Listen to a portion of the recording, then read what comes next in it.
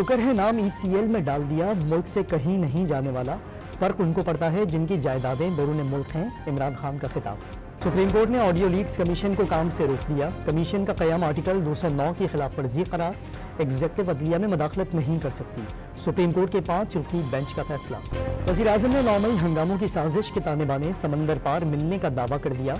9 मई वाक़यात से अफरा तफरी की सियासत इख्तिताम को पहुँच गई। कराची में पानी के बड़े मनसूबे K4 का संग बुनियाद रखने की तकरीब में इजहार ख़याल। इमरान खान की गिरफ्तारी के बाद जलाओ घेराव से 2 करोड़ रुपए से ज़ायद नुकसान का तखमीना। सेफ सिटी अथॉरिटी लाहौर ने रिपोर्ट हुकूमत को भिजवा दी। उस्ता मोहम्मद के इलाके खानपुर में शादी तकरीब में फायरिंग से 12 साला लड़का जाम हक। और जूनियर एशिया हॉकी कप में कल पाकिस्तान और भारत का मैच होगा। मैच से पहले मैनेजमेंट और कोचिंग स्टाफ की खिलाड़ियों के साथ मीटिंग। टीम कंसल्टेंट, डेवलपमेंट और मेंटेनेंस खिलाड़ियों को लेक्चर और ब्रीफिंग दी।